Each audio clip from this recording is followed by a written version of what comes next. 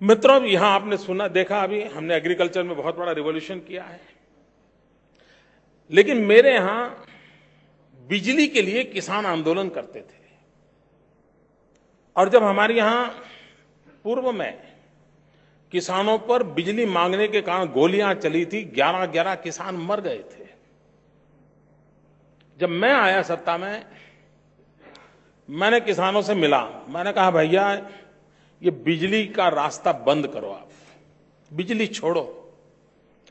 मित्रों, हिंदुस्तान में ये हिम्मत के साथ कहने के लिए राजनीति में ताकत लगती है कि किसान को ये कहना कि तुम बिजली की विषय से बाहर निकलो, क्यों बिजली के लिए अपना सर फोड़ रहे हो, क्यों बिजली के लिए झगड़ा कर रहे हो, बिजली छोड़ो। मेरे राज्य के किसान बिजली छोड़ने को तैयार नहीं थे। मैंने कहा आपकी जरूरत बिजली नहीं है, आपकी जरूरत पानी है। आप पानी के लिए झगड़ा करो, पानी मांगो। शुरू में हमारे यहां भारतीय किसान संघ, जो हमारे संघ परिवार की इकाई है, उन्होंने मेरे खिलाफ बहुत बड़ा आंदोलन किया, पुतले जलाए, मेरे अच्छे मित्र सारे अनशन पर बैठे। मैं अड़िग रहा। मैंने कहा भाई, जब तक मैं मेरे किसानों को बिजली से बाहर नहीं लाता हूं और पानी की ओर केंद्रित नहीं करता हूं, मैं मेरे गुजरात की स्थिति बदल नहीं सकता हूं। भाइयों बहनों, आज मैं बड़े गर्व के साथ कहता हूं कि मेरे गुजरात के किसानों ने बिजली के आधार पर कृषि को विचार को छोड़ करके पानी के आधार पर कृषि को मूल मंत्र माना, और उसके कारण हर एक को पानी बचाने की इच्छा होने लगी, पानी का महात्म्य समझा। फ्लड इरिगेशन से स्प्रिंकलर इरिगेशन, माइक्रो इरिगेशन की तरफ वो जाने के लिए तैयार हुआ।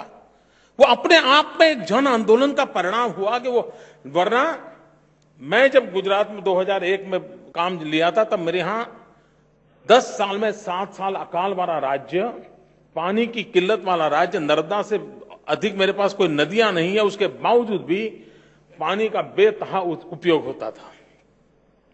इन मेरी व्यवस्थाओं का परिणाम यह आया कि उस समय 10,000 हेक्टेयर भूमि में माइक्रो इरिगेशन था। Today it is 8 lakh. आप कल्पना कर सकते हैं, तो 40 साल में 10,000 हेक्टेयर। और उसका परिणाम यह आया कि पूरे एग्रीकल्चर जीवन के अंदर बहुत बड़ा बदलाव आया। कहने का हमारा तात्पर्य है कि हमने बदलाव। दूसरा है हमारी ब्यूरोक्रेसी। मैं मानता हूं हमने जो एक काम किया है, मैंने हमारे यहां एक प्रयोग किया, चिंतन शिविर। कॉर्पोरेट वर्ल्ड के लिए ये कोई नई चीज नहीं है, लेकिन गवर्नमेंट सिस्टम के लिए नई चीज है। मैं हमारे 250-300 की जो मेन टीम है अफसरों की, उनको ले जाकर के 3 दिन कहीं जाकर के रहता हूं, और पूरे समारोह में मैं पीछे बैठता हूं। मंच पे कोई होता नहीं, कोई भी जूनियर अफसर आता है, रिपोर्टिंग करता है।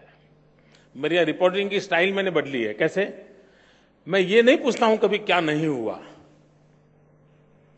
मैं ये पूछता हूं जो अच्छे से अच्छा हुआ वो बता दो बस। तो मुझे पता चलता है कि इनकी क्षमता क्या है पूछने की जरूरत।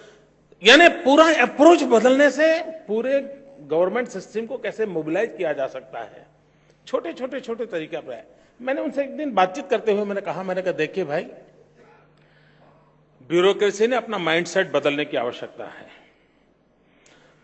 अंग्रेजों के जमाने में ब्यूरोक्रेसी के माइंडसेट क्या था? अंग्रेजों के जमाने में सरकारी मुलाजिम का काम क्या था? ब्रिटिश सल्तनत को खुश रखना, ब्रिटिश सल्तनत के हितों के लिए काम करना था। और तब वहां की गवर्नमेंट मशीनरी जो काम करती थी उस समय के लिए ठीक था। लेकिन we are a independent country, हम एक स्वतंत्र भारत है, हमारा देश स्वतंत्र हो चुका है, तो हमें किसके लिए काम करना?